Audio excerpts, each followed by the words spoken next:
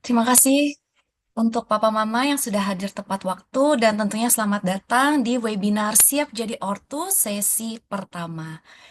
Jadi Papa Mama saya izin untuk berkenalan terlebih dahulu ya tentunya.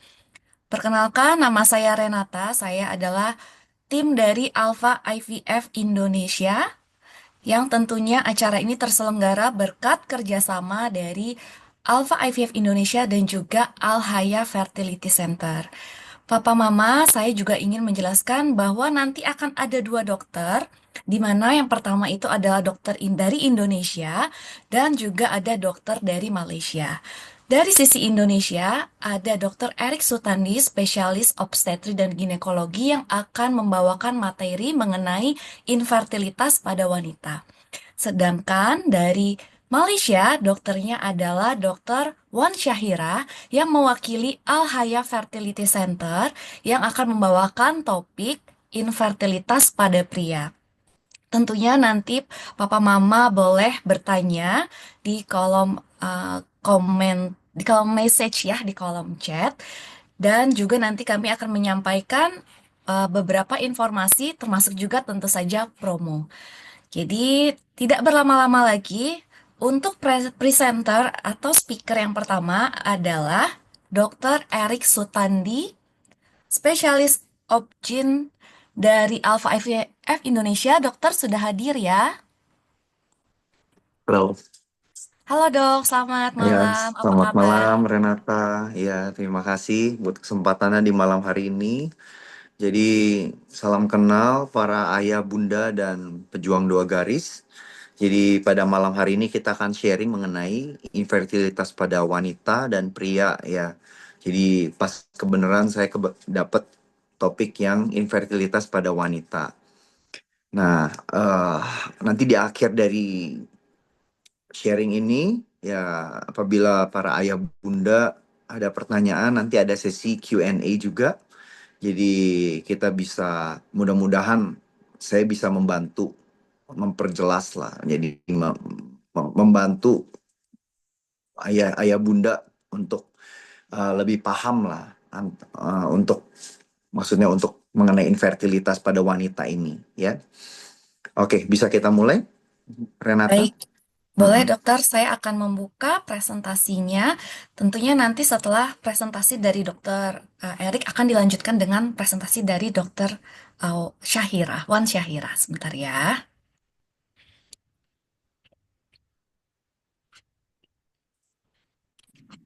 Oke, apa terlihat dokter?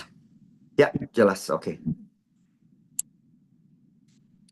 Nah, oke. Nah, jadi kita mulai dengan definisi. Ya, apa yang dimaksud dengan infertilitas? Nah, jadi yang dimaksud dengan infertilitas ini adalah ketidakmampuan suatu pasangan untuk hamil dalam waktu 1 tahun sesudah hubungan seksual yang unprotected atau tidak dijaga, ya, dengan persyaratan bahwa hubungan seksualnya ini cukup reguler. Ya, yang dimaksud dengan reguler ini adalah ya dalam 1 minggu kurang lebih 2 kali. Jadi kalau misalnya suaminya kerja di luar negeri atau di laut, pulangnya setahun sekali ya kita nggak bisa masukkan pasangan ini dalam definisi infertilitas. Ya, oke, next. Nah, next. Sebentar dokter. Biasanya dia problem kalau gini. Sepertinya saya tidak bisa presentation mode, tapi semoga terlihat jelas ya. Oke, ya nggak apa-apa. Oke, jadi untuk penyebab dari infertilitas wanita ini, kita bisa lihat yang paling tinggi itu adalah gangguan ovulasi sebanyak 25%, ya. Yang kedua adalah endometriosis 15%. Ketiga adalah perlengketan di rongga panggul sebesar 12%. Kemudian blok atau kerusakan pada saluran telur sebesar 11%. Kemudian kelainan anatomi pada rahim dan saluran telur sebesar 11%, dan yang terakhir adalah hiperprolaktinemia sebesar 7%. Ya, next.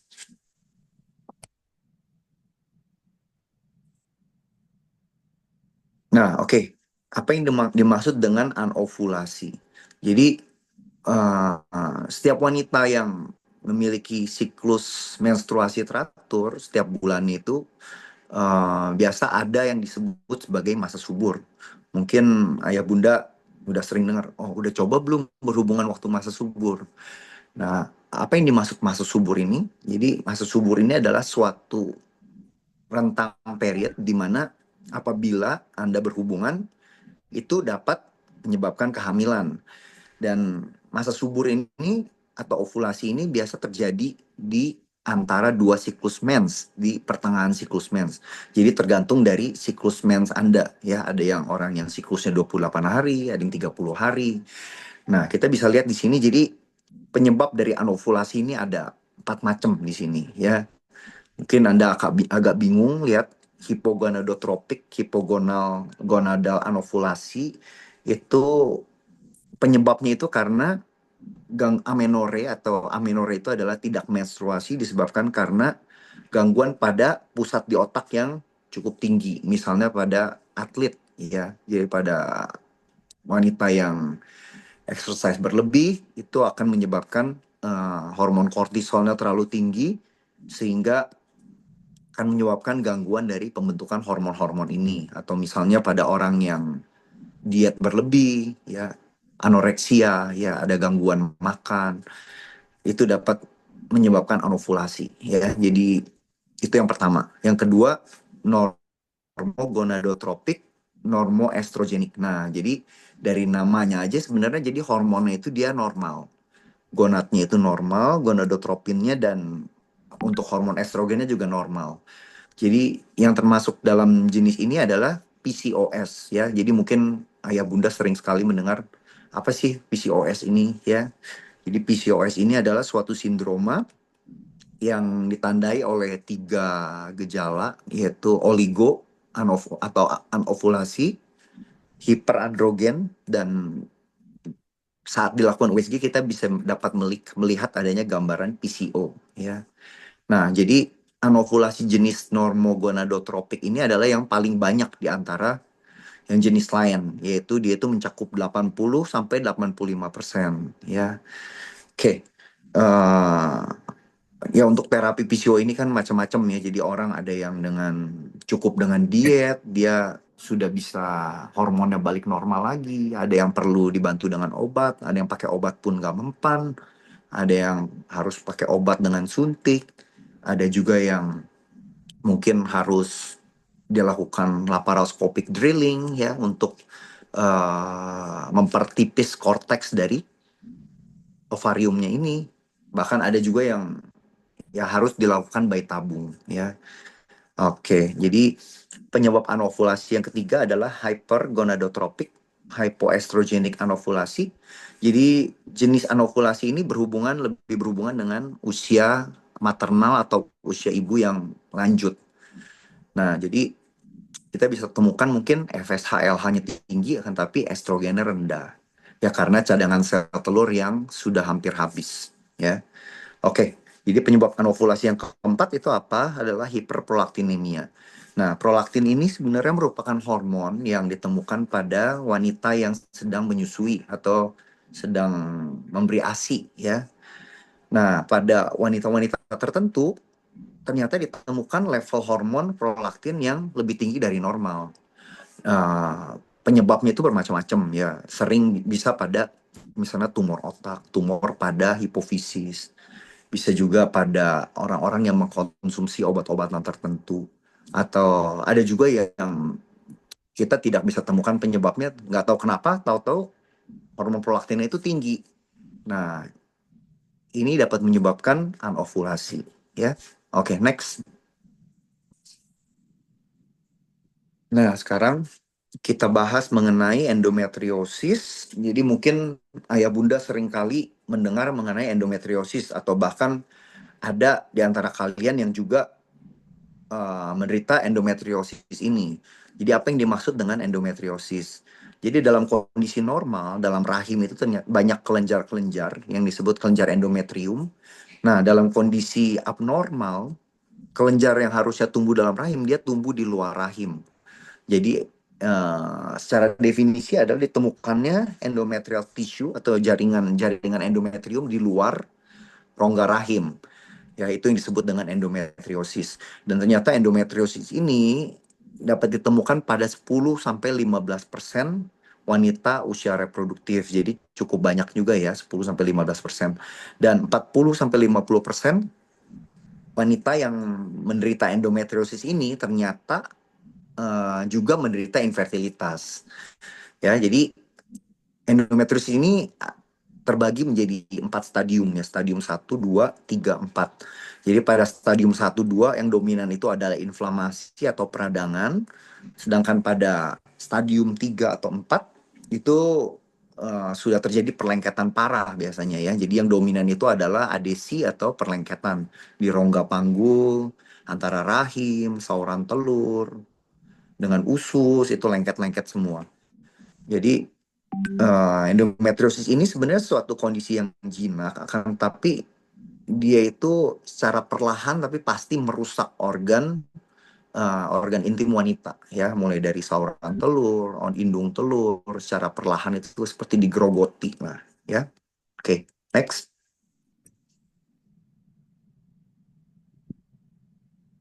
Nah, oke. Jadi penyebab infertilitas yang lain lagi adalah pelvic atau tubal adhesion. Jadi penyebab tersering dari uh, perlengketan atau kerusakan tuba di sini adalah radang panggul. Itu adalah penyebab paling sering, dengan penyebab utama adalah bakteri Chlamydia trachomatis ya. Jadi kuman ini juga akan merusak organ-organ intim wanita seperti saluran telur ya, akan menyebabkan terjadinya perlengketan. Jadi kita bisa lihat nih pada gambar ini. Ini yang gambarnya kayak permen karet itu. Jadi itu khas infeksi dari kuman chlamydia ya. Itu kita bisa lihat di liver. Gambarannya itu adalah gambaran Fitzhugh Curtis khas. Jadi gambarannya itu seperti senar-senar gitar ya yang menempel. Nah, jadi berdasarkan penelitian, jadi orang yang pernah mengalami radang panggul 1 kali, 1 episode, itu kemampuan untuk hamilnya itu turun menjadi 89%. Sedangkan pada orang yang mengalami radang panggul 2 kali, itu akan turun lagi ke 77%. Dan untuk orang yang sudah 3 kali mengalami radang panggul, jadi kemampuan untuk hamilnya itu turun sampai 46%. Oke, next. Nah, di sini penyebab infertilitas yang lain adalah penyebab dari eh, abnormalitas pada rahim sendiri. Ya, misalnya, jadi ada mungkin ayah bunda di sini sering mendengar, jadi, oh ini ada miomnya nih, ibu ini. Jadi kita bisa lihat di sini apa yang dimaksud dengan miom ini. Miom ini sebenarnya merupakan tumor jinak dari otot polos rahim. Dia bentuknya percis seperti bakso urat kalau kita lihat. Dan kita bisa lihat dia berbenjol-benjol. Jadi apabila untuk miom ini tergantung dari posisi juga. Jadi untuk miom yang posisinya di luar rahim, mungkin itu tidak akan terlalu mempengaruhi kesuburan. Akan tapi untuk miom yang posisinya di dalam rahim atau yang disebut sebagai miom submukosa dan miom intramural itu dapat mempengaruhi kesuburan. Jadi dia itu akan mengganggu tertanamnya produk konsepsi ya di rahim ini. Jadi akan menyebabkan kurangnya dari kemampuan endometrium untuk menerima untuk tertanamnya produk konsepsi dalam endometrium ya. Selain itu, jadi ada beberapa wanita yang ternyata memiliki abnormalitas dari secara kongenital. Jadi udah dari lahir ternyata rahimnya itu ada septanya. Jadi ada yang rahimnya ada dua, atau mungkin saluran telurnya ternyata tidak terbentuk sempurna ya. Itu dapat menyebabkan infertilitas juga ya. Jadi untuk wanita-wanita yang tadi saya bilang rahimnya mungkin ada dua, ada septanya, itu sering juga datang dengan gejala RPL atau recurrent pregnancy loss. Jadi gejalanya itu keguguran lagi, mungkin di 3 bulan keguguran, 4 bulan keguguran ya. Kayak kita harus evaluasi apabila ada pasien yang datang dengan keluhan RPL atau recurrent pregnancy loss, ya. Next. Nah, ini penyebab hiperprolaktinemia ya. Jadi saya udah jelaskan tadi. Jadi ada beberapa wanita yang ternyata apabila dicek hormon prolaktinnya itu di atas normal. Nah, otomatis dengan hormon prolaktin yang kita sebut di atas normal itu adalah apabila levelnya di atas 13 nanogram per mililiter. Ya, jadi untuk wanita-wanita dengan hiperprolaktinemia itu otomatis akan terjadi gangguan ovulasi. Ya, jadi penyebab dari hiperprolaktinemia ini sendiri apa sih? Seringnya itu tumor pada otak ya. Wanita yang akromegali itu jadi kelebihan growth hormone ya, atau ada pasien-pasien yang sedang terapi antidepresan mungkin, atau ada juga yang orang yang secara genetik dan secara idiopatik kita tidak tahu penyebabnya kenapa, tapi hormon prolaktinnya itu di atas normal. Jadi kita harus terapi ya untuk ibu-ibu yang hormon prolaktinnya di atas normal ya, supaya bisa terjadi ovulasi. Oke. Nah, jadi untuk diagnosis dari infertilitas pada wanita ini biasa kita lihat 4 faktor ya. Yang pertama, kita lihat cadangan sel telur dari Anda, dari para wanita ini. Itu bisa kita lihat dengan dua, ya bisa kita lakukan melalui USG. Kita bisa lihat antral folikelnya itu ada banyak atau enggak ya. Jadi bakal-bakal sel telurnya itu kita bisa lihat di sana. Atau bisa juga melalui pemeriksaan darah, kita bisa cek hormon yang namanya AMH atau anti Mullerian hormone. Ya, jadi hormon AMH ini mencerminkan cadangan sel telur di badan para bunda, badan wanita ya. Oke, biasa kita perlu evaluasi juga rongga rahim ya, misalnya. Makanya untuk biasa kita evaluasi bisa dengan USG maupun dengan histroskopi ya. Jadi kita USG dulu, kita lihat oh ini kadang-kadang misalnya ada miom submukosa di dalam, atau bisa juga nyata dalam rahimnya itu penuh dengan polip. Itu akan mengganggu kesuburan Anda ya. Oke, yang ketiga adalah biasa kita cek faktor tuba. Jadi sebagaimana kita ketahui bahwa pembuahan itu kan terjadinya itu di saluran telur. Jadi apabila ada blok atau saluran telur itu tidak lancar, otomatis Anda tidak bisa hamil secara alami atau secara spontan ya. Oke, yang keempat adalah evaluasi endokrin. Jadi biasa kita akan cek hormon basal dari wanita. Misalnya kita cek hormon FSH, LH, estrogen, progesteron ya.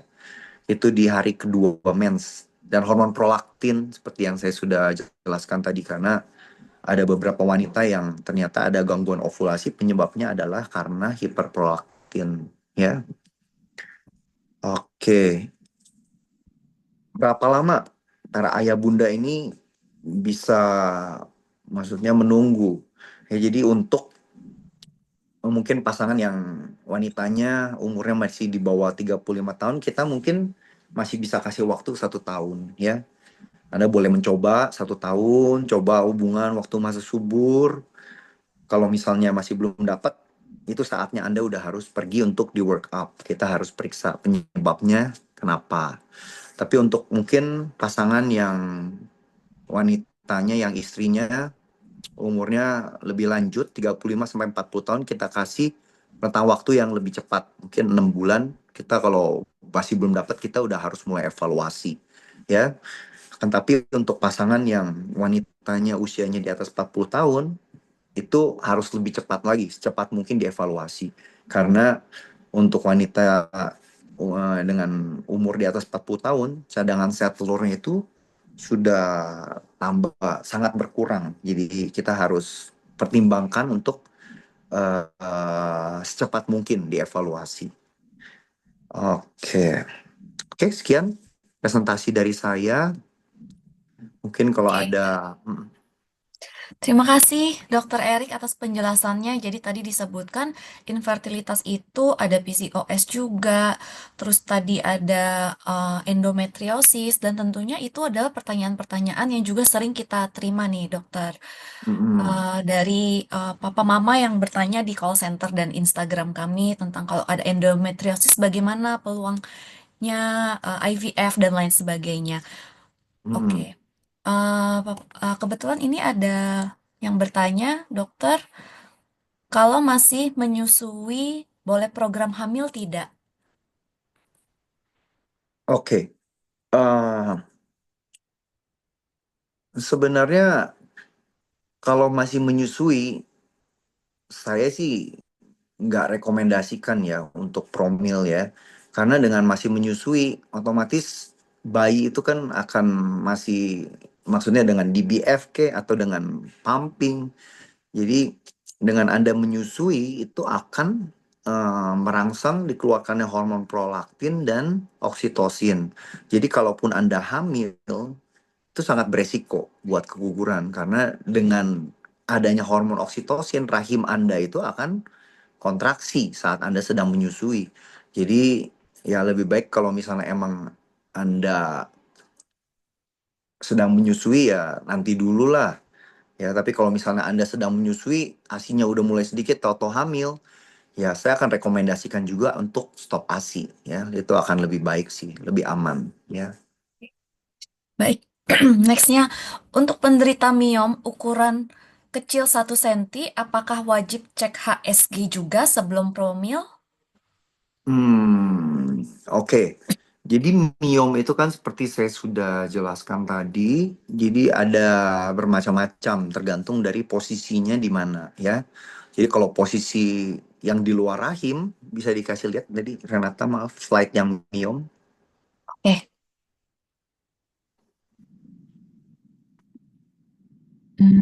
miom yang endometrial bukan ya dok? Bukan, bukan. Miom. Uterin. Ya, itu betul. Ya, uterine causes, ya itu. Nah, kita bisa lihat, jadi untuk yang miomnya di luar itu tidak akan mempengaruhi kesuburan sama sekali. Akan tetapi untuk miom yang posisinya di dinding rahim atau yang disebut sebagai intramural atau bahkan yang submukosa yang posisinya dalam rahim itu sangat berpengaruh terhadap kesuburan. Jadi saya pernah baru sekitar mungkin 6 bulan yang lalu lah ada pasangan infertil jadi udah 3 tahun datang, saya lihat ini kayaknya ada sesuatu dalam rahimnya. Ada entah polip, mirip-mirip soalnya polip sama miom itu gambaran USG-nya kalau agak mirip kalau yang kecil-kecil itu ya. Jadi saat saya lakukan histeroskopi, oh ternyata ini miom submukosa 1 senti ya. Dan saya buang dengan reseksi. 2 bulan sesudah reseksi, pasangan ini ternyata hamil spontan langsung. Ya, jadi penyebab dari infertilitas dari pasien ini adalah miom submukosa yang ukurannya cuma 1 senti ini. Sesudah saya buang, langsung hamil spontan. Jadi udah jelas itu penyebabnya. Jadi ya miom ini tergantung dari kasus per kasus. Jadi kalau 1 senti tapi posisinya di luar mungkin kita bisa abaikan. Kan tapi bila miomnya jenis submukosa mungkin itu akan berpengaruh terhadap kesuburan Anda ya. Oke, dan untuk tes saluran telur ya tetap perlu dilakukan karena seperti saya jelaskan tadi bahwa pembuahan itu kan terjadi di saluran telur. Jadi apabila saluran telur Anda tidak lancar, Anda tidak bisa hamil secara alami atau spontan. Ya, oke. Oke, baik, terima kasih dokter. Lalu berikutnya, apabila waktu haid saya sebelumnya 28 hari, namun sekarang menjadi 25 hari, apakah masih dalam kategori normal? Karena saat ini usia saya sudah 38 dengan riwayat endometriosis dan juga polip. Oke. Jadi definisi dari menstruasi normal itu range menstruasi antara 21 sampai 35 hari itu kita masih consider itu normal ya. Dan memang ada beberapa wanita yang siklusnya 28 hari setiap bulan, tapi ada juga yang tidak selalu 28, ada yang 28, 30, 25 gitu, geser-geser sedikit. Ya, which is masih normal kalau menurut saya ya. Asal dalam range yang saya sebutkan tadi antara 21 sampai 35 hari ya. Dan itu tidak ada hubungannya dengan umur. Dengan bertambahnya umur maksudnya mensnya jadi lebih cepat range-nya enggak ya. Tapi kalau jumlah mensnya tambah sedikit mungkin betul. Jadi dengan bertambahnya umur mungkin jumlah flow, jadi biasa dulu ganti pembalutnya 3/4 ini jadi setengah ya, pasti ada pengaruh ya. Ya, Oke. baik. Lalu bertanya lagi dokter, untuk penderita PCOS, peluang keberhasilan IVF itu berapa persen? Dan apakah biasanya lebih banyak yang berhasil? Hmm, oke. Jadi saya udah jelaskan PCO ini susah-susah gampang. Jadi ada yang cukup dengan diet aja, dia hormonnya balik normal, langsung bisa hamil. Ya, sesudah maksudnya dia turun mungkin berat badan sekitar 10%, itu ternyata hormonnya balik normal, mensnya balik normal, dan dia bisa hamil secara alami. Tapi ada juga yang kita harus pancing pakai obat, ada yang nggak mempan pakai obat, ada yang harus pakai suntikan. Nah, untuk yang jenis-jenis resisten ini, ya akhirnya mungkin akan dilakukan IVF ya. Dengan IVF ini pada umumnya sih setahu saya ya harusnya orang disuntik, dikasih hormon dari luar, pada umumnya akan terjadi, maksudnya akan keluar sel telurnya ya. Bahkan biasa jumlah sel telurnya itu sangat banyak pada orang PCO. Ya, makanya dosis untuk biasa stimulasi pada IVF untuk orang PCO ini justru dosisnya agak rendah. Karena kita takutkan ada yang disebut sebagai OHSS atau Ovarian Hyperstimulation Syndrome. Jadi apabila sel telurnya terlalu banyak, misalnya sekitar 30, saat Anda trigger itu akan terjadi ovulasi bersama-sama, sehingga akan terjadi asites. Jadi rongga perut Anda itu terisi dengan cairan. Ya, ini adalah suatu gawat darurat bagian di dunia, maksudnya di dunia bayi tabung ya untuk OHSS ini. Bahkan kadang-kadang pasiennya sampai harus masuk ICU karena dapat menyebabkan gangguan elektrolit ya. Jadi harusnya orang PCO apabila distimulasi pada umumnya sih ada sel telurnya keluar. Justru yang kita takutkan itu adalah OHSS ya. Oke. Oke. Lalu pertanyaan terakhir dok, Mm, dari ini usia 37 tahun, pernah mm, keguguran 3 kali dengan mm, ketiga-tiganya kuretase. Saat ini mm. mens sangat sedikit, hanya 3 hari, dan siklusnya menjadi panjang 35 hari. Apa saya perlu cek estradiol? Sebenarnya fungsi cek estradiol ini untuk apa ya dok? Hmm. Oke, jadi kalau Anda keguguran 3 kali, ya kita harus evaluasi. Pertama, penyebabnya itu apa? Ya, seperti saya sebutkan tadi, apabila Anda memiliki kelainan anatomi rahim, itu bisa. Jadi ada orang yang rahimnya ini ternyata ada septanya. Jadi dia itu tidak bisa menahan kehamilan seperti orang normal. Jadi mungkin di trimester 2 keguguran ya. Tapi apabila keguguran yang di trimester awal, ya mungkin ada beberapa parameter yang kita harus periksa, misalnya kekentalan darah ya, seperti antikardiolipin, lupus, ada juga trombofilia seperti defisiensi protein S, itu akan menyebabkan Anda keguguran berulang. Jadi kalau untuk estradiol, menurut saya itu tidak terlalu ada hubungannya karena untuk wanita yang siklusnya teratur, setiap bulan mensnya regular, harusnya secara hormonal itu nggak ada masalah. Jadi yang perlu Anda periksa itu bukan estradiol, tapi mungkin parameter kekentalan darah ya, kalau itu lebih cocok loh menurut saya. Karena ya mungkin ada treatment tersendiri untuk wanita-wanita yang hamil dengan kekentalan darah. Misalnya harus minum obat dengan kombinasi dengan suntikan pengencer darah. Low molecular heparin biasanya yang kita berikan ya. Oke. Oke, baik semoga menjawab tadi Papa Mama yang sudah bertanya terima kasih. Dan Mm-mm. setelah ini akan kita bahas sesi infertilitas pria ya, karena tadi yang wanita sudah oleh Dokter Erik. Dan kami ucapkan terima kasih Dokter Erik Silakan. sudah berbagi ilmu dan Papa Mama kita juga mau info Dokter Erik ini adalah tim dokter di Alpha IVF Indonesia yang lokasinya nanti ada di Jakarta.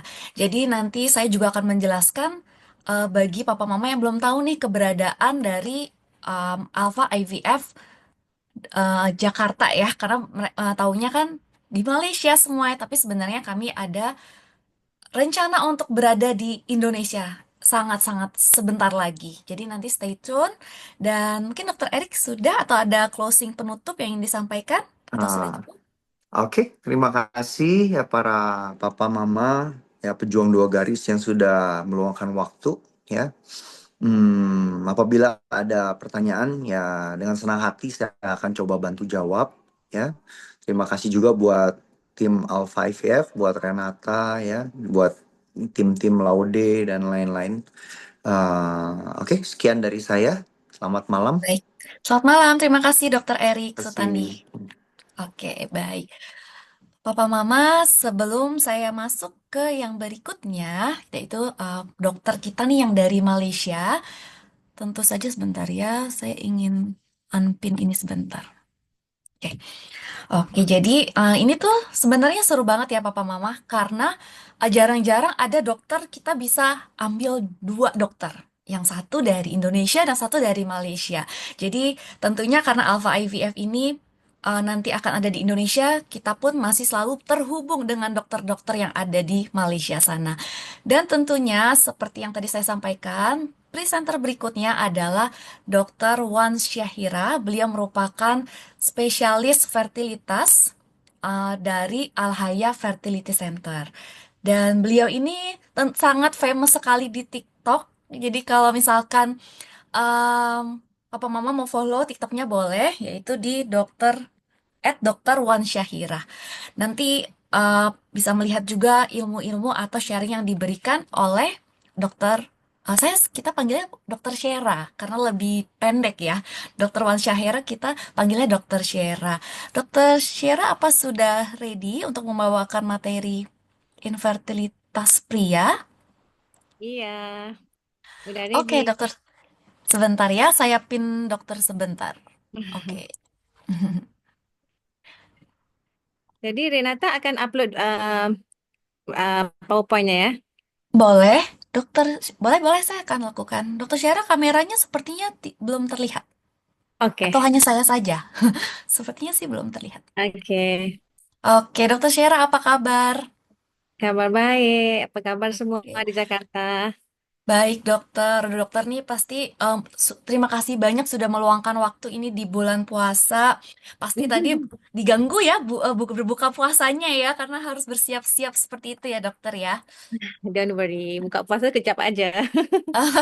Terima kasih dokter baik. Kalau begitu, kalau sudah ready saya langsung share ya PowerPoint-nya. Oke, bisa.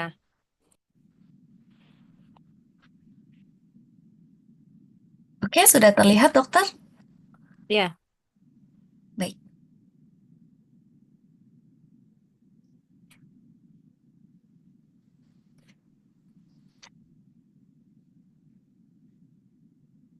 baik. Yang ini ya dokter. Betul? ya betul. Ya, Mm-mm. silahkan dokter. Oke, saya mulakan ya. Oke, terima kasih. Tadi Dokter Erik udah explain mengenai wanita. Kali ini saya sebagai wanita cakap pasal pria pula.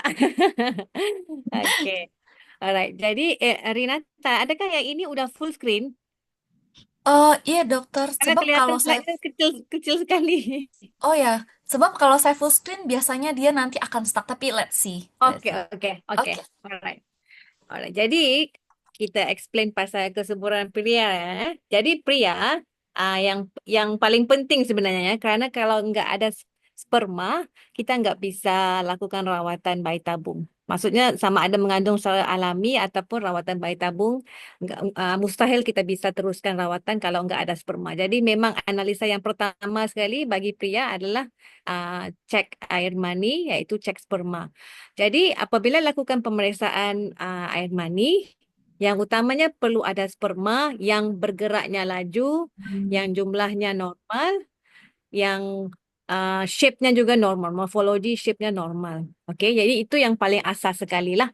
Tetapi dalam keadaan yang tertentu ada kes yang mana air maninya kosong, nggak ada sperma. Jadi terma medicalnya kita panggil azoospermia. Maksudnya langsung nggak ada sperma. Okey, jadi mungkin kita fokus kepada azoospermia dahulu. Keadaan apa yang menyebabkan azoospermia? Okey, apa yang bisa berlaku adalah mungkin balaran sperma. Maksudnya sperma akan dihasilkan di dalam testis ini, lepas itu akan disimpan di dalam epididymis di sini, lepas itu akan mengalir keluar melalui saluran ini vas deferens dan akhirnya bercantum dengan cecair dari prostat dan keluar sebagai air mani yang ada sperma. Tetapi kalau ada sumbatan sama ada di bahagian tempat simpanan ini atau saluran ini akan menyebabkan sperma nggak bisa keluar. Jadi penghasilannya mungkin masih normal tapi nggak bisa keluar. Jadi akhirnya air maninya kosong nggak ada sperma. Ataupun mungkin juga berkait dengan masalah penghasilan. Masalah penghasilan iaitu masalah di dalam testis itu sendiri. Sebab itu dibilang di sini production problem. Okay, mungkin ada masalah berkait dengan genetik yang menyebabkan testis itu failure to produce sperm. Maksudnya gagal, testikulenya gagal menghasilkan sperma. Okey. Dan juga mungkin gangguan hormon dari bahagian apa yang lebih tinggi iaitu di bahagian otak yang menyebabkan kurang rangsangan di bahagian testis untuk menghasilkan sperma. Okey. Secara keseluruhannya yang ini yang menyebabkan azoospermia. Next. Nata. Sebentar dok, stuck. Ya, Next slide. Oh, oke. stuck. Iya, oke.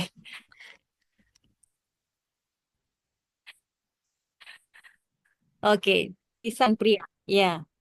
Okey, apa faktor yang mempengaruhi kesuburan pria? Faktor yang paling utama sebenarnya berkait dengan lifestyle.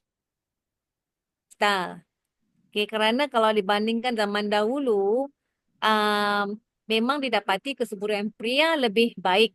Sebab itu, kalau ikut WHO punya classification untuk kualitas sperma, kalau zaman dahulu, kepekatan sperma cut off-nya dia ambil 50 juta. Tetapi di saat ini, cut off sperma, volume sperma, apa tu kepekatan sperma itu sudah dikurangkan menjadi 16 juta aja kepekatannya. Kerana kalau dibandingkan dengan zaman dahulu dengan sekarang, kesuburan lelaki secara keseluruhannya memang sebenarnya semakin berkurang. Okey. Tetapi kenapa ya berbeza ya zaman dahulu dengan sekarang? Karena zaman sekarang lebih lebih apa? Pemakanannya lebih kurang kurang balance ya, kurang sehat. Lepas itu mungkin dari segi gaya hidup kita ya, merokok semuanya. Alright, and then dari segi exposure chemicals mungkin berkait dengan tempat kerja kan, stres. Jadi kesemua ini menyumbang kepada pengurangan kualitas sperma. Selain itu juga mungkin berkait dengan faktor usia. Walaupun kalau dibandingkan dengan wanita, usia itu lebih mempengaruhi kualitas telur, tapi pria sebenarnya juga boleh terkait dengan faktor usia. Cumanya untungnya pria ini kesannya agak lewat, agak telat kalau dibandingkan dengan wanita. Kalau pria mungkin di saat usia mencecah dalam 50 sudah mula berkurang kualitas sperma. Alright. Selain itu juga faktor yang lain mungkin ada masalah hormon atau masalah genetik yang bisa juga mempengaruhi kualitas sperma pria. Okey. Next slide. Jadi kalau lihat dari segi graf itu, male infertility and aging, kalau lihat di sini di saat di awal 40 tahun, slowly dah mula kurang. Lepas itu mencapai 50 tahun bertambah kurang dan akhirnya sehingga 60 tahun bertambah kurang. Tapi maksudnya masih bisa isterinya mengandung. Tapi kalau wanita di saat usia ini udah hampir mustahil kan menggunakan telur sendiri. Tapi lihat untungnya pria masih bisa isteri mengandung. Cumanya of course kualitas spermanya nggak sama lagi di saat sewaktu masih muda lah. Okay, next.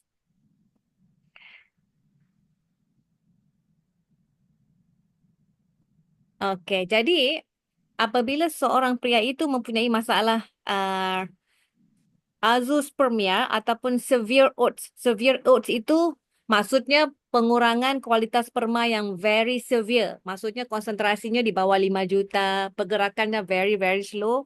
Mungkin morfologinya banyak juga yang nggak normal. Oke, jadi selalunya kita akan lakukan assessment terhadap pria termasuk yang pertama, of course, usianya, adakah ada masalah kesihatan, contohnya seperti kencing manis, berat badan yang berlebihan, obesity, ataupun mungkin ada masalah lain ya berkait dengan saluran apa di bahagian genitalia pria, contohnya seperti varikosil, mungkin ada jangkitan kuman, ataupun berkait dengan faktor pekerjaan ya, chemical exposure, radiasi, radiation, penyakit autoimun, pengambilan obat-obatan dan juga lifestyle ya.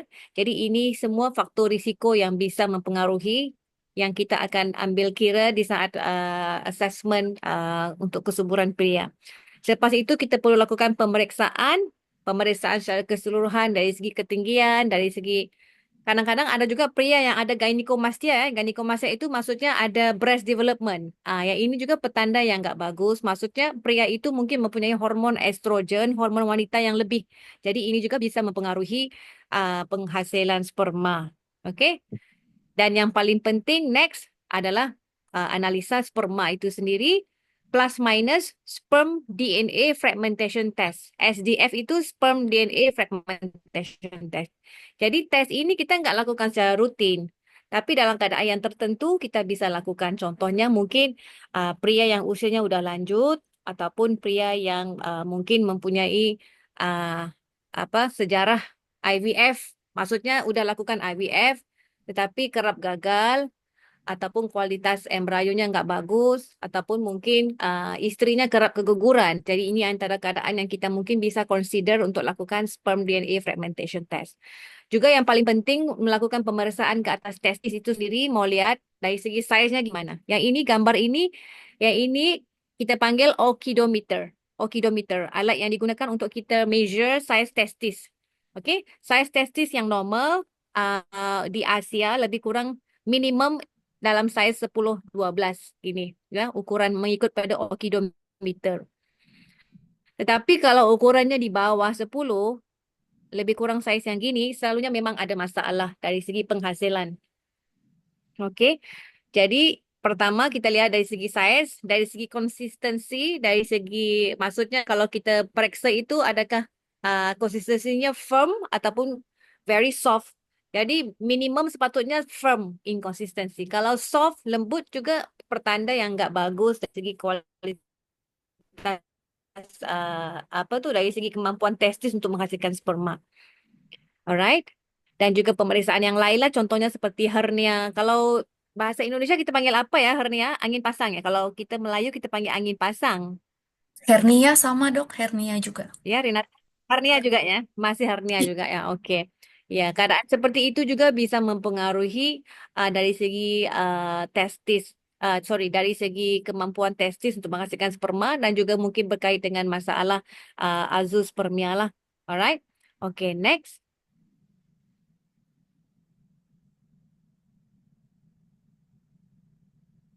Oke, jadi semen analisis apabila kita lakukan analisa sperma, kita akan lihat dari segi bentuknya. Yang ini bagian kepala, yang ini leher, yang ini ekor. Jadi kalau bentuk yang normal sepatutnya perlu lengkap ke semua bahagian ini. Tapi kalau bentuknya nggak normal seperti yang ini ada kelainan di bahagian kepala, head defect, mungkin saiz kepalanya lebih besar ataupun lebih kecil ataupun mungkin ada dua kepala. Alright, jadi ini semua kelainan yang nggak normal di bahagian kepala ataupun masalah di mana di bahagian ekor, alright, ataupun di bahagian lehernya ya. Alright, jadi kesemua ini menyebabkan sperma yang kurang kualitas, yang mana sperma yang nggak normal ini nggak bisa bertahan lama, nggak bisa mensenyawakan telur dengan baik. Okey, juga dari segi jumlah sperma, dari segi pergerakannya, adakah dia bergerak laju ataupun bergerak perlahan, ataupun mungkin enggak bergerak langsung. Okey, next. Oke, jadi kalau lihat dari segi yang ini, semen analisis mengikut kepada WHO, lihat di sini, di saat tahun 2010, konsentrasi sperma yang normal, jumlah sperma yang normal minimumnya di sini 39 million. Oke, yang ini 2021 masih 39 million. Oke. Tetapi kalau dibandingkan dengan klasifikasi yang lebih lama yang lalu, lebih jauh lebih tinggi. Cumanya yang ini masih sekejap ya. Yang terbaru kita menggunakan konsentrasinya 16 juta. Cuma yang ini enggak termasuk ya konsentrasi 16 juta di sini. Tapi dari segi kalau dibandingkan zaman lalu, konsentrasinya lebih tinggi cut off yang diambil untuk kita klasifikasi dari segi kualitas spermanya bagus ataupun berkurang ya. Oke. Next, yang ini nggak berapa penting. Next, Renata. Oke. Jadi bagaimana cara kita merawat masalah pria ya? Yang pertama sekali, of course, lifestyle modification. Maksudnya dari segi gaya hidup, kita perlu pastikan uh, kalau pria itu berat badannya berlebihan, perlu menurunkan berat badan. Kerana obesity juga bisa mempengaruhi kualitas sperma pria. Apabila berat badannya berlebihan, ia bisa menyebabkan suhu di bahagian testis juga bisa meningkat. Okey. Jadi apabila suhu meningkat, ia akan menyebabkan penghasilan sperma bisa terganggu. Alright? Disebabkan oleh lemak yang berlebihan itu kan. Okey, selain itu dari segi gaya hidup, contohnya seperti pemakaian seluar yang ketat, ia juga bisa again meningkatkan suhu di bahagian testis. Juga gaya-gaya hidup yang lain seperti merokok, vaping ya, semuanya perlu dikurangkan. Jadi yang pertama sekali lifestyle modification. Juga dari segi pekerjaan, kalau ada pekerjaan yang mungkin didapati bisa mempengaruhi kualitas sperma, contohnya chemical exposure, radiation exposure juga perlu dikurangkan ataupun dielakkan lah. Okay. Selain pada itu, kalau semuanya sudah maximize lifestyle modification, medical treatment, which involve hormon juga suplemen. Okay, hormon tergantung kepada masalah. Contohnya dalam kes pria yang memang ada masalah dari segi hormon, sebab itu analisanya apabila kita dapati ada masalah di bahagian kualitas sperma, severe reduction in the sperm qualities ataupun azoospermia, maksudnya air mani yang kosong tak ada sperma itu kan. So, kalau kita dapati ada masalah dari segi hormon, mungkin kita perlu berikan ubat rawatan secara hormon dahulu dalam bentuk injection ya. Yang itu nanti saya bisa explain mengikut pada keadaan pesakit lah. Okey. Dan juga suplemen. Okay, suplemen selalunya kalau azoospermia, suplemen aja nggak cukup. Kerana suplemen ini hanya suplemen. Sebab itu namanya suplemen. Maksudnya sepatutnya yang lebih utamanya dari segi pemakanan kita. Suplemen ini hanya menambah baik aja dari segi vitamin kan. Jadi kalau kes yang ada pengurangan dari segi kualitas sperma, selalunya bisa improve dengan suplemen aja. Itu pun kalau pengurangannya very mild. Tapi kalau severe reduction, suplemen aja selalunya nggak cukup juga. Jadi perlu rawatan yang lain. Mungkin perlu hormon juga ya. Okey, yang sesudah itu baru kita lakukan operasi. Maksudnya khasnya dalam kes azoospermia lah, operasi surgical sperm retrieval. Maksudnya untuk dapatkan sperma. Okey, ada beberapa kaedah operasi untuk mendapatkan sperma. Renata, next gambar. Okey, ini dalam bentuk gambar ya. Okey. Cara operasinya sama ada PESA ataupun MESA. Yang ini yang first step yang kita lakukan. Selalunya kes yang sebegini dalam kes masalah sperma yang tersumbat, maksudnya penghasilannya normal tapi dia tersumbat di dalam epididymis, okey. Jadi dengan melakukan prosedur PESA atau MESA, kita bisa dapatkan sperma. Direct injection into the epididymis. Yang ini nggak perlu incision, just pakai jarum aja, inject directly. Dan kita dapat sperma yang aktif lah selalunya. Ya, alright. Tetapi selalunya dalam kes begini, bila kita cek hormon, hormonnya semuanya normal. Okay, hormonnya selalunya parasnya normal. Okay, tapi MESA ini memerlukan incision. Kalau MESA, kita perlu lakukan incision di bahagian scrotum. Okay, di bahagian kantung. Selepas itu, direct kita pakai jarum untuk ambil di bahagian epididymis juga. Okay. Maksudnya epididymal sperm aspiration tetapi memerlukan surgery, surgical, microsurgical. Maksudnya potong dan ambil di dalam epididymis. Kalau PESA nggak perlu incision, direct pakai jarum ke bahagian melalui kulit luar, direct ke bahagian ini untuk ambil sperma. Okay, next. Okay, yang seterusnya adalah TESA. TESA ini testicular, alright? Sperm aspiration, maksudnya direct kita ambil dari testis, juga menggunakan needle aja, nggak perlu incision, langsung kita ambil dari testis. Okay, ada setengah keadaan dengan kaedah ini kita bisa mendapat sperma. Tetapi TESA selalunya peluang untuk mendapat sperma berdasarkan pengalaman saya agak tipis. Agak tipis. Selalunya kalau melibatkan bahagian testis, selalunya perlu ada incision ke bahagian testis. Okay, next. Sesudah itu TC ya. TC ada dua. Sama ada standard TC, maksudnya kita lakukan sperm extraction, ambil tisu daripada bahagian testis. Alright, seperti ini kita potong, udah potong masuk ke dalam skrotum, keluarkan tisu, ataupun menggunakan mikroskop, kita ambil tisu daripada dalam struktur dalam testis ini namanya seminiferous tubule, alright. Jadi kalau cara begini, yang ini lebih gentle. Next picture, mungkin lebih jelas. Next picture, seperti ini menggunakan mikroskop.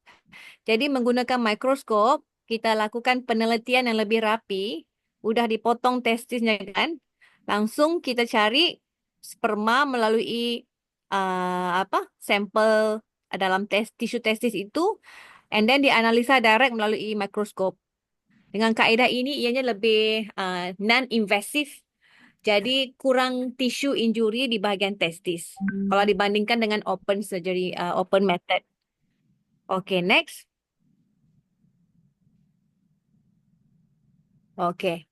Kalau lihat perbandingan di sini, micro TC menggunakan high magnification, menggunakan mikroskop, lebih tepat, target healthy tissue, jadi kurang tissue damage di bagian testis. Dan terbukti mempunyai sukses yang lebih tinggi, especially dalam case non-obstructive azoospermia. Maksudnya yang case yang nggak terkait dengan, yang bukan tersumbat, mungkin terkait dengan masalah di testis itu sendiri, atau masalah berkait dengan hormon.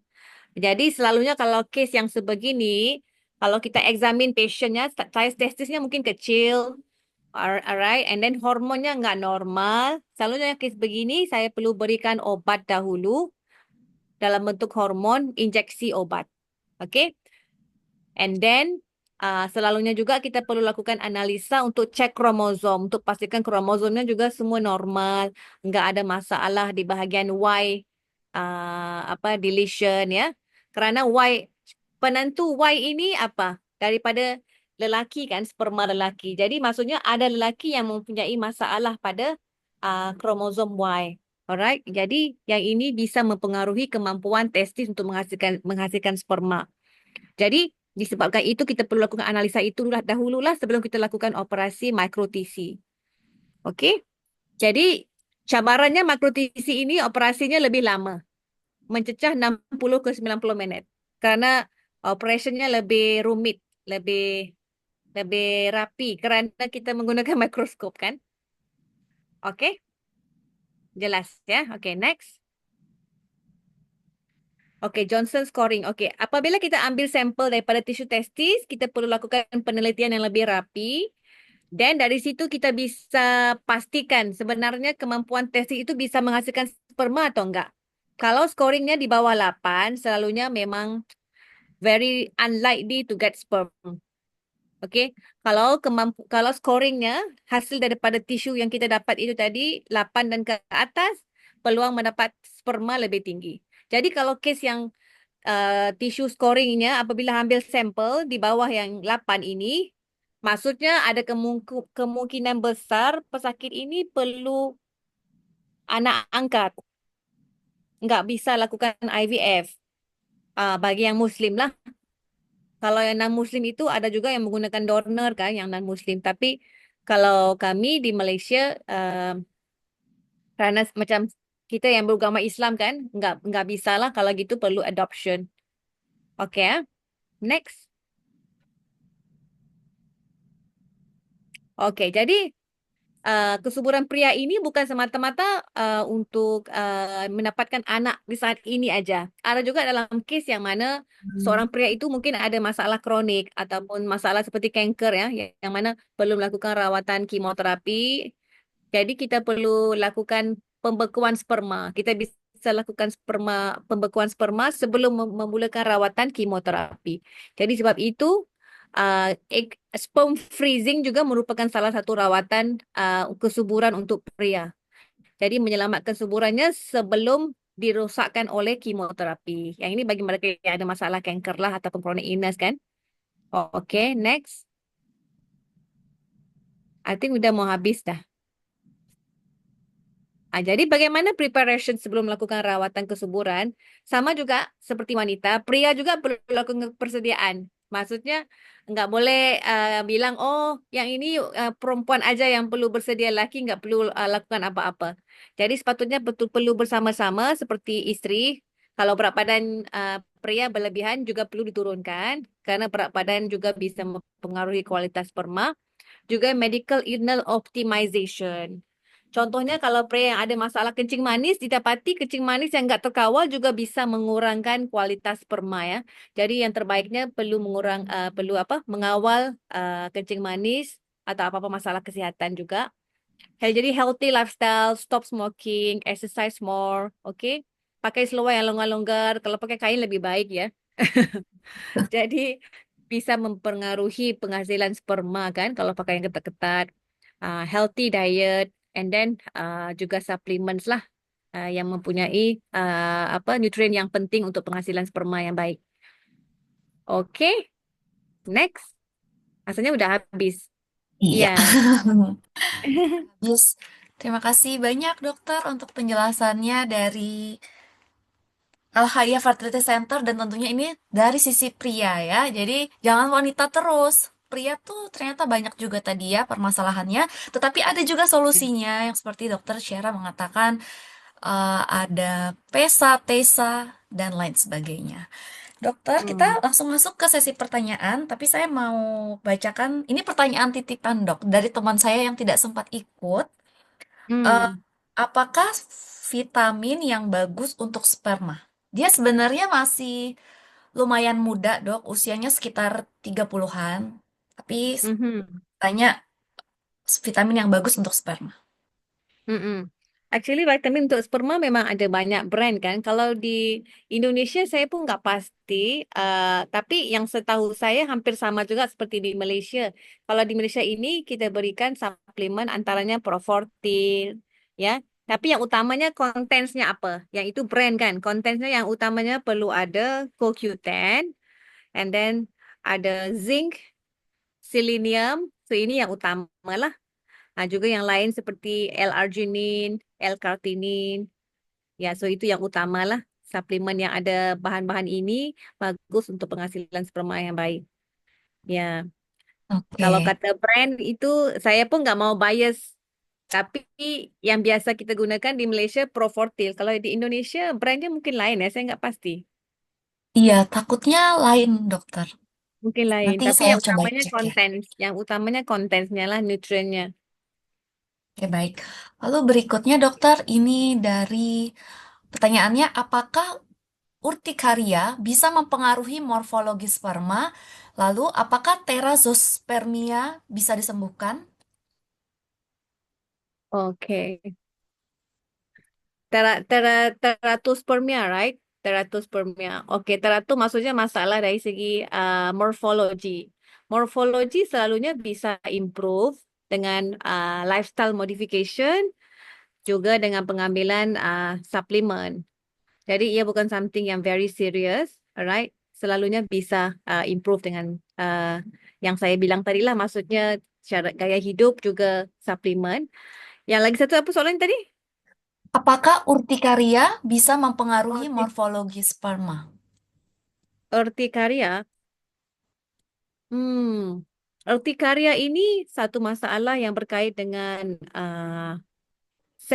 hypersensitivity ya. Maksudnya kalau berkait dengan immune condition, it may affect sperm qualities also. Alright.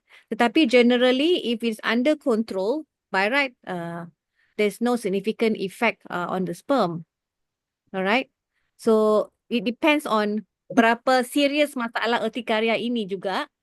Alright. So yeah, because saya kurang pasti kalau mau menjelaskan secara detail, tapi kebanyakannya urtikaria ini bukan ada kesan yang betul-betul berat ke atas sperma.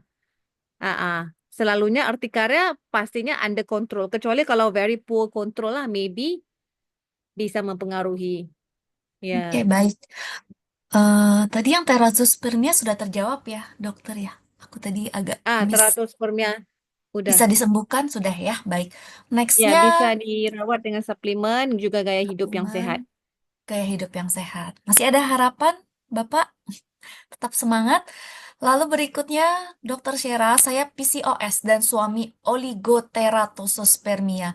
Apakah dokter pernah menangani IVF dengan case ini dan bagaimana tingkat keberhasilannya?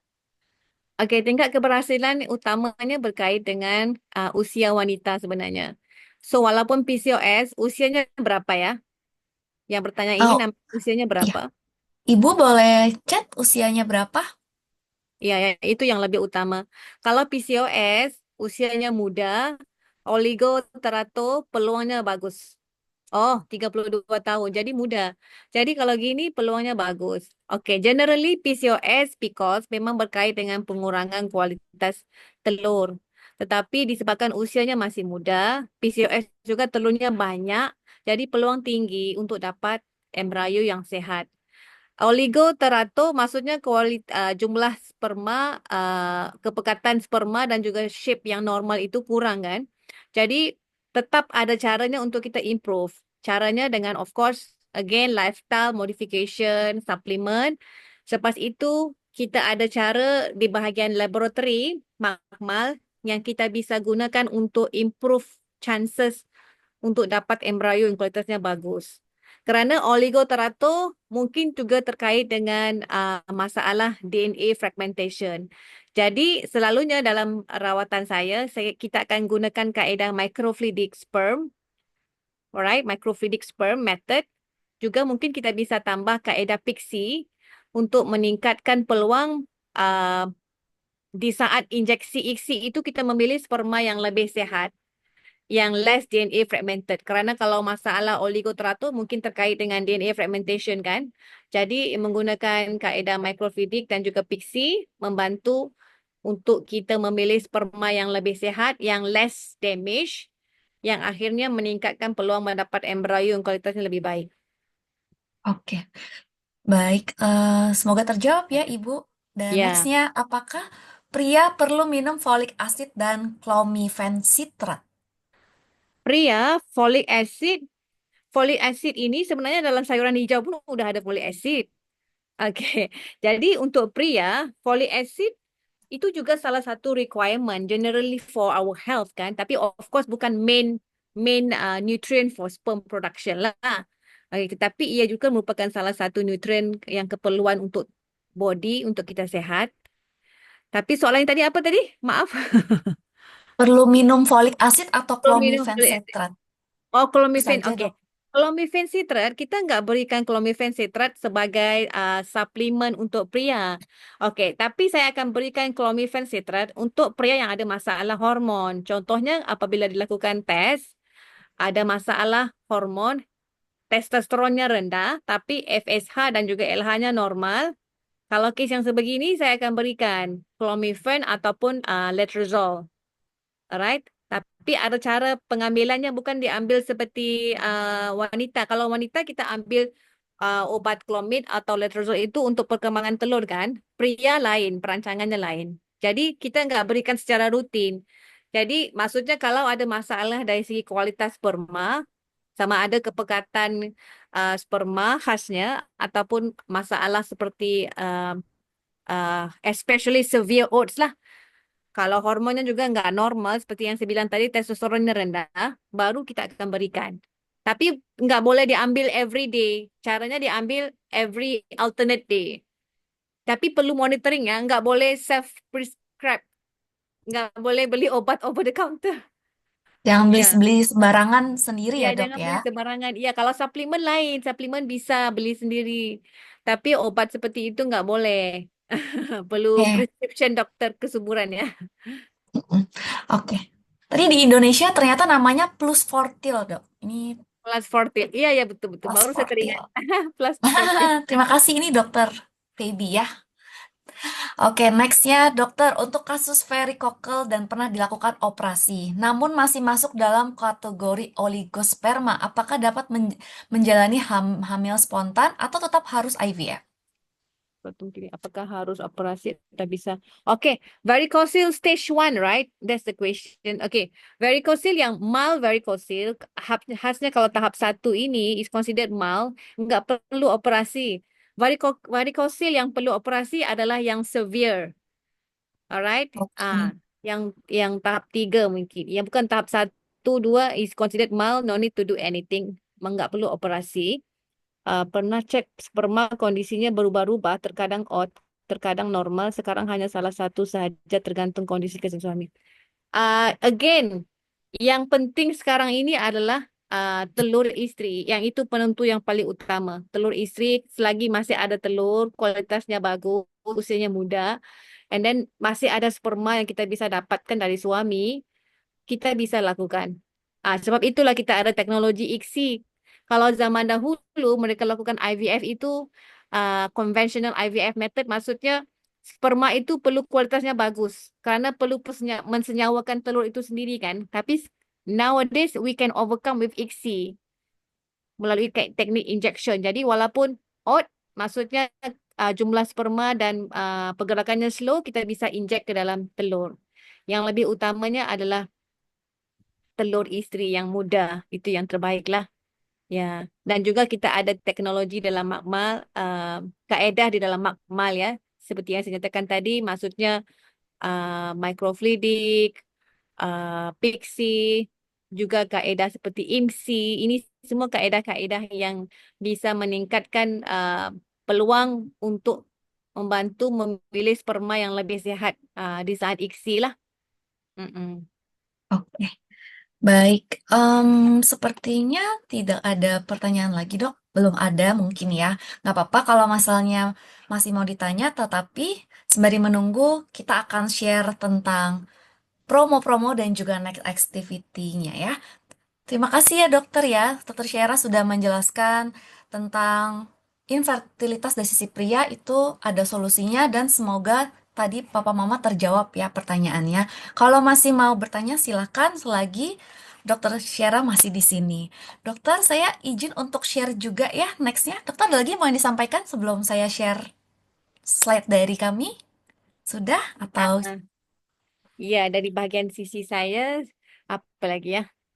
Enggak ada apa-apa penjelasan lagi, cumanya dinasihatkan untuk pria perlu menjaga, bukan menjaga, sorry, perlu mengekalkan gaya hidup sehat. Karena saya rasa ini cabaran yang paling berat untuk pria sebenarnya, gaya hidup sehat ya. iya. Jadi sebab khasnya ada pesakit saya yang spermanya bila dilakukan analisa yang biasa normal, tetapi apabila istrinya mengandung kerap keguguran. Jadi, Hmm. sayang. Maaf, anak saya ada di sini. Kejap. Dia pernah masuk sekali. Oke, jadi apa nama pria yang kerap merokok ini dikaitkan dengan masalah DNA fragmentation. Jadi kalau bisa berhenti merokok, bisa mempengaruhi outcome yang lebih baik lah. Maksudnya menambah baik outcome IVF. Yang itu adalah pesanan buat pria. Oke, baik. Kalau begitu, terima kasih banyak Dokter Syera untuk closing statementnya, untuk jaga kesehatan, jangan merokok, karena itu lumayan mempengaruhi sekali untuk program kesuburan. Terima kasih ya Dokter Syera. Kalau masih mau stay di Oke, sini, boleh. Kalau siapa tahu ada pertanyaan, saya izin untuk share slide oke, dari tim oke. marketing ya. Terima Iya. kasih Dokter Syera. Selamat Oke, malam. thank you. Bye. Bye-bye. Papa Mama, saya izin share juga ya beberapa promo atau informasi ya. Informasi dari Alpha IVF Group. Oke, sebentar. Oke, ini sekilas saja ya, nanti saya akan jelaskan satu persatu. Jadi, Papa Mama seperti yang tadi dijelaskan bahwa Alpha IVF Group itu akan memiliki satelit klinik atau klinik penunjang di Jakarta. Di mana sebenarnya visi atau misi gitu ya. Kenapa sih ada Alpha IVF di Jakarta? Nah, karena kami punya tujuan yang pertama untuk memudahkan perjalanan pasien, terutama yang tidak ada direct flight ke KL atau Pineng. Contoh, misalkan dari Palembang atau dari Semarang, itu kan dia tidak ada direct flight ya Papa Mama. Jadi kalau misalkan dia mau transit dulu atau stop dulu di Jakarta untuk konseling atau cek kesuburan atau stimulasi itu bisa dilakukan di klinik satelit kita yang ada di Jakarta. Lalu yang kedua, kita juga em, bertujuan untuk mempersingkat durasi keberangkatan Indonesia-Malaysia karena pra-IVF itu bisa dilakukan di Jakarta sebelum proses utama ovum pick up dan juga embryo transfer. Dan untuk tim dari Alpha IVF Jakarta sendiri, tadi ada Dr. Erik, ada Dr. Feby, ada juga nurse kami, dan juga tim marketing. Papa Mama juga boleh follow sosial media kita di alphafertility.id untuk tahu kapan kita akan buka atau ada promo-promo apa saja yang ada di Alpha IVF Satellite Clinic dan juga grup dari Alpha, Alhaya, dan juga Genesis IVF. Oke, yang tadi saya bilang pra IVF ini sekilas saja ya. Mungkin Papa Halo, Mama. halo, Halo? bos. Halo, iya? Halo. Iya, Bapak. Halo? Semuanya oke ya? Atau ada suara tadi? Atau suara dari luar nih? Oke, jadi pra IVF yang tadi saya bilang adalah bahwa per timeline untuk IVF itu kan cukup panjang ya, Papa Mama. Ada sekitar 2-3 kali kita harus bolak-balik gitu. Kalau misalkan eh, Alpha ini, Alpha, Alhaya, dan Genesis ada di Malaysia. Jadi, sebelum ke Malaysia, kita bisa melakukan pra-IVF itu di Jakarta. Apa saja yang dilakukan? Itu yang pertama adalah cek kesuburan, stimulasi, dan juga pengecekan persiapan sel telur sudah ready, sudah matang atau belum. Nah, jika sel telur sudah ready, sudah distimulasi, barulah melakukan fase berikutnya, yaitu tindakan utama, ovum pick up, dan juga embryo transfer. Tindakan utama inilah yang dilakukan di Malaysia. Kalau ditanya, Mbak, boleh nggak kalau saya semua prosesnya di Malaysia saja? Boleh banget. Boleh, boleh saja dilakukan di Malaysia dari awal hingga akhir. Tetapi kalau misalkan papa mama ngerasa, Mbak, aku susah dapet cuti kalau harus PP atau pulang pergi ke Malaysia. Jadi aku buat di Jakarta deh. Mungkin aku punya saudara di Jakarta, aku bisa nginep di sana seminggu. Ya boleh saja. Dan kalau ditanya, kepake nggak hasil cek kesuburannya di Alpha IVF Jakarta untuk ke Malaysia? Tentu saja terpakai di klinik-klinik kita yang di Alpha KL, di Alhaya, dan juga di Genesis. Seperti itu ya. Oke, lalu yang berikutnya, ini banyak yang bertanya tentang harga. Sebenarnya harga yang saya taruh di sini itu hanya estimasi ya, bisa lebih, bisa kurang, karena tergantung kondisi papa mama juga. Di sini kami masukkan angkanya 120 juta dengan perhitungan ringgit Malaysia yang saya hitung ya tadi. Dan untuk harga 120 juta ini sudah termasuk dengan konsultasi, cek kesuburan, obat-obatan stimulasi, proses ovum pick up, dan juga embryo transfer. Kalau ditanya, ini langsung dibayar kah Mbak? Enggak, ini nggak langsung dibayar sekalian, tapi bertahap. Ada sekitar 3 tahap ya. Jadi fase per fase. Dan harga ini belum termasuk dengan akomodasi, hotel, pesawat, transport, shopping-shoppingnya papa mama di sana, dan juga tindakan-tindakan lain, misalkan mau nambahin pre-genetic testing, OVA PRP, dan lain sebagainya itu belum termasuk ya. Oke, ini sekilas saja tentang grup dari Alpha.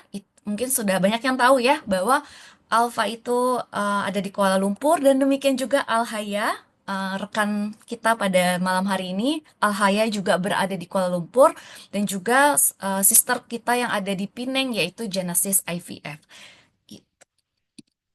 Oke, lalu nextnya ini sekilas mengenai promo atau program yang ada di Alpha IVF Jakarta. Jadi Papa Mama kalau dalam perjalanannya itu tadi kan pembayarannya bisa dibagi 3 tahap. Nah, untuk obat-obatannya, ini obat-obatannya ya, bukan programnya. Obat-obatannya itu juga kami ada bermitra dengan CareNow, di mana CareNow ini seperti pay later gitu, seperti cicilan khusus untuk klinik di mana ini berlaku untuk obat-obatannya yang kalau saya hitung-hitung itu sekitar 18 hingga 20 jutaan. Kalau menggunakan aplikasi CareNow bisa dicicil selama 3 bulan dan tidak ada bunga. Kalau mau tahu info lebih lanjut nanti boleh chat ke kita dan akan kami jelaskan kembali dan kami bantu. Nah, ini nih yang promo yang mungkin seliweran juga di Instagram kita pada beberapa saat ini. Saat ini, sehubungan dengan rencana pembukaan Alpha IVF Jakarta, kita akan menyediakan promo cek kesuburan senilai 1,8 juta. Ini udah best deal sekali ya Papa Mama, di mana 1,8 juta ini itu sudah termasuk dengan konseling dan juga konsultasi dengan 2 dokter. Nah, keren banget gak tuh? Bisa konsultasi dengan 2 dokter. Dokter Indonesia dan juga dokter Malaysia. Dan tentunya untuk papa, dia akan dicek analisa spermanya dengan mesin yang tercanggih yang sama dengan yang ada di Malaysia, yaitu mesin berbasis AI. Dan juga untuk mama, itu sudah termasuk harga untuk USG perut dan juga transvaginal. Lalu yang terakhir ini adalah tambahan yaitu AMH bagi kalau misalnya dibutuhkan itu harga spesialnya nambah lagi 485.000. Harga aslinya tidak 485 ya. Nah, mungkin pernah ada yang bertanya juga, ini udah termasuk cek di lab atau darah seperti hormon begitu. Nah, untuk Alpha IVF sendiri sebetulnya keutamaannya itu cek kesuburannya adalah analisa sperma dan USG. Kalau kayak cek darah, lab test itu lebih ke nanti ya. Kalau memang dibutuhkan baru akan dilakukan. Jadi harga 1,8 ini hanyalah untuk ini saja dan ada syarat dan ketentuan berlaku yang akan saya sampaikan kalau papa mama memang berminat membeli paket 1,8 ini.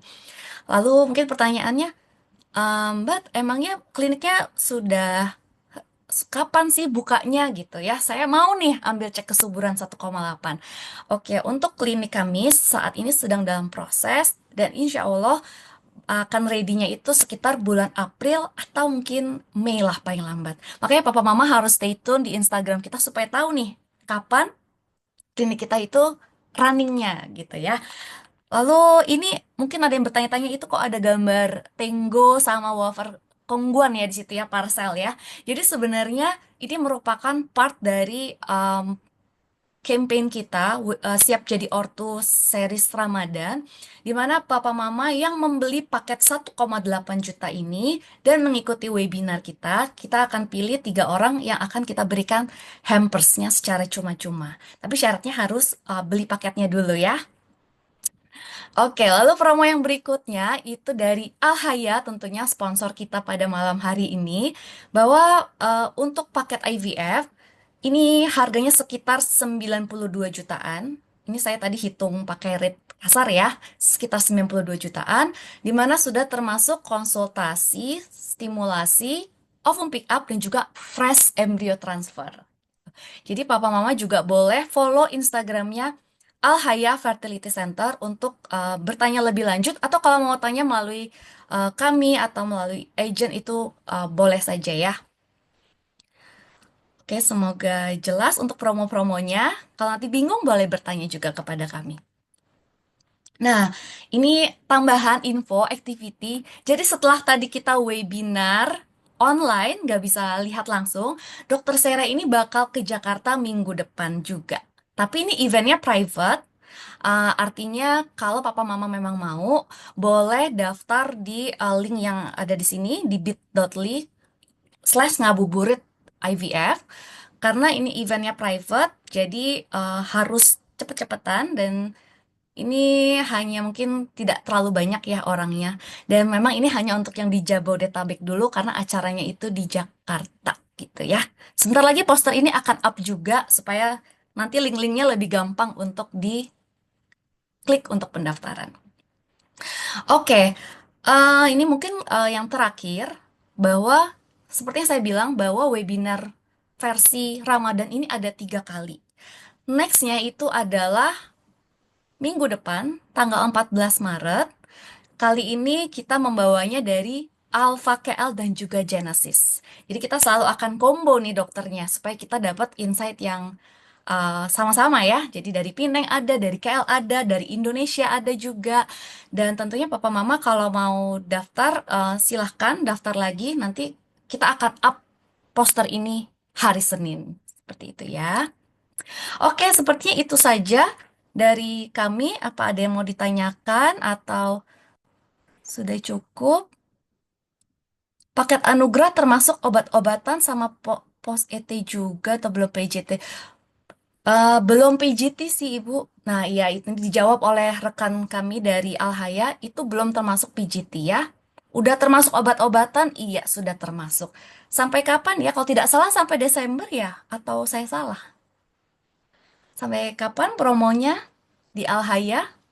Setahu saya sih sampai 31 Desember. Apa perbedaan Alpha, Genesis, dan Alhaya? Kenapa harganya berbeda-beda? Wah, pertanyaannya sangat bagus sekali ini, Bu. Ini pertanyaannya juga karena banyak sekali yang menanyakan ini. Oke, mungkin yang saya pahami, kalau pertama dari segi lokasi, Alpha, saya mendengar ada suara. Oke, enggak ya? Oke, yang pertama itu Alfa dan Alhaya itu posisinya di Kuala Lumpur. Kalau Genesis itu posisinya di Pineng. Jadi kalau secara harga memang ada sedikit perbedaan karena itu seperti perbandingannya seperti Jakarta dengan Semarang gitu ya. Jadi ada perbedaan lokasi, perbedaan living cost gitu ya istilahnya.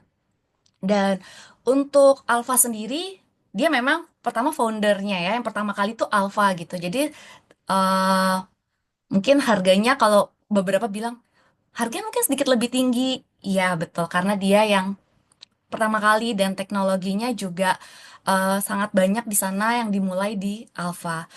Kalau di Alhaya sebenarnya dia hampir sama dengan Alfa. Cuman berbedanya Alhaya ini dia baru berapa tahun ya? Saya agak lupa. Kayaknya udah dua tahun lebih kalau saya tidak salah. Jadi tentu tidak bisa disamaratakan begitu ya, Ibu Putri. Tetapi kalau secara teknologi itu sama. Dan kalau dari sisi paling susah itu ditanya kalau bagusan mana, itu semuanya bagus Ibu. Karena Alpha, Genesis, Alhaya itu punya SOP yang sama. Jadi tingkat kesuksesannya pun bersama-sama, sama dengan tingginya. Semoga menjawab ya Ibu Nas Putri. Nextnya, kalau cek kesuburan di Jakarta, apakah bisa pilih dokter di Malaysia? Oke, kalau cek kesuburan di Jakarta, dokternya itu dengan dokter Indonesia. Tetapi saat ibu misalkan udah selesai nih, udah stimulasi di Jakarta, udah cek kesuburan di Jakarta, udah ready kan sel telurnya, suami juga udah ready, baru terbang ke Malaysia, dan itu memang dokternya dokter Malaysia. Baik itu mau di Alhaya atau yang di Santar yang lain, itu nanti ibu boleh pilih ya. Oke, maaf tadi saya salah ya. Alhaya itu baru 1 tahun. Dan tadi saya bilang 2 ya. Dan Alhaya ini, tahu nggak apa perbedaan yang paling mencolok Ibu? Alhaya ini perbedaannya karena ada eh, lebih untuk Muslim friendly. Kenapa? Karena ada dokter perempuan, yaitu dokter Shera yang tadi tentunya. Terus kalau ditanya, Mbak, jadi kalau saya bukan Muslim, boleh nggak ke Al-Haya? Boleh dong. Jadi semuanya boleh diterima, tetapi terkadang dari eh, teman-teman kita yang Muslim, dia kan ada perasaan, saya maunya sama dokter perempuan gitu ya. Jadi bisa ke Al-Haya dan bertemu dengan dokter Shera yang tadi. Apakah di Alhaya ada teknologi Microsoft memisahkan sperma kromosom X dan Y? Setahu saya ada, mungkin tim Alhaya boleh bantu jawab juga ya. Setahu Ada, saya, ada. ah ya Ada dokter ada ya. Microsoft. Iya, saya masih ada lagi. Oh ya dokter maaf. Oh ya, jadi ada ya teknologi Microsoft. Iya, Nanti sama betul, dokter ada. Syara juga di Iya, sana. bisa. Cumanya kalau mau lakukan Microsoft sperm sorting, kita perlu cek dari segi kualitas spermanya gimana. Perlu fulfill kriteria. Total mortal sperm count minimum should be 50 million if I'm not mistaken. Iya. Hmm, around Hmm. 50 million. Kalau kurang dari itu nggak bisa lakukan Microsoft. Oh, ada minimum jumlah spermanya ya. Betul, betul. Iya. Thank you dokter. Oke. Apakah semua dokter di Malaysia bisa lancar bahasa Melayu? Karena saya tidak lancar berbahasa Inggris. Oh, lancar banget ini. Dokter Syera, lancar, Masya Allah, luar biasa. Saya tadi sampai, wah, karena ini first time ya dok, webinar ya sama dokter Syera. Bagus sekali dan semua dokter, baik itu di Alhaya, di Genesis Alpha, semua di Malaysia, semua bisa memahami bahasa Melayu. Dan kalau misalnya Iya. memang nggak confidence, ada tim yang bisa mendampingi untuk translate. Mereka jika ingin menghubungi tim Alhaya untuk bertanya paket IVF, bisa kontak kemana ya? Karena saya yang ditangani oleh Dokter Syera. Oke, nanti rekan saya, Mas Abdal bakal ngasih nomornya di sini. Tapi kalau Mas Abdalnya masih belum ngechat, nanti Mbak Mutiara, aku kayaknya ada nomor dirimu ya Mbak di WA Indonesia, nanti aku chat ya. Nah, ini mau sama Dokter Syera, Mbak Mutiara. Moga-moga jodoh ya. Oke, dan PGTA, yes, nanti bisa PGTA juga. Makasih kembali, boleh kontak saya. Nah, ini Mas Abdal adalah tim dari Dokter Sera di Alhaya Fertility Center. Oke, saya juga mau share Alhaya ini posisinya ada di Kuala Lumpur ya, jadi cukup sangat dekat sekali dari pusat kota. Dan bagi yang ingin lebih tahu tentang Alhaya, bisa follow Alhaya Fertility @Alhaya Fertility. Living cost di Genesis memang lebih murah ya daripada KL. Eh ya rata-ratanya seperti itu sih Ibu, karena Genesis ini kalau KL itu ibu kota ya. Jadi sama kayak di Jakarta, harga-harganya sedikit lebih mahal. Tapi kalau sebenarnya kalau perbandingan-perbandingan harga ini, kalau secara paket, sorry, secara ala carte itu hampir sama Ibu. Kalau nanti Ibu Nas mau saya share itunya, boleh juga. Genesis nggak ada piezo isu. Oh iya, terima kasih Dokter Syahira memberikan ini juga ya. Tidak ada piezo iksi. Oke, baik itu saja. Semoga jelas ya. Kalau nanti ada yang tidak jelas, boleh ditanyakan lagi di chat kami yang tadi merimain Papa Mama untuk join join webinar. Itu adalah nomor dari tim Alpha IVF Jakarta. Untuk di Alpha KL apa juga ada piezo iksi? Di Alpha dan di Alhaya ada piezo iksi. Betul ya dokter ya? Di Alhaya dan di Alpha ada piezo iksi. Iya betul. Di Alpha, KL dan juga Alhaya Fertility menggunakan piezo isi teknologi yang sama. Genesis aja Betul. yang mereka nggak ada piezo isi, mereka menggunakan conventional iksi. Itu bedanya lah. Yes. Oke, ada lagi?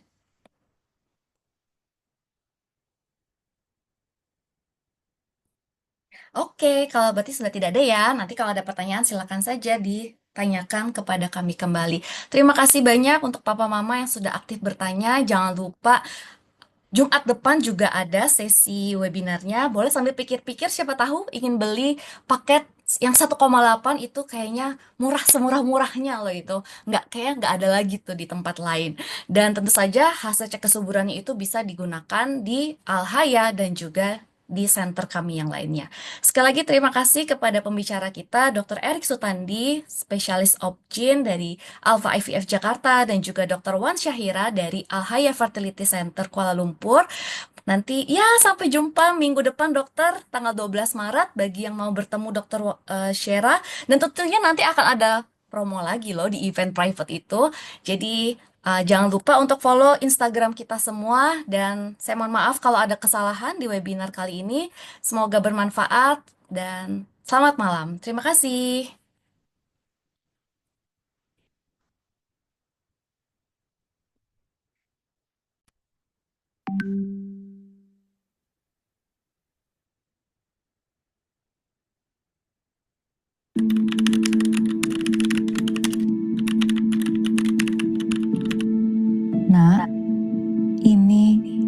cerita tentang perjalanan menantikan kamu.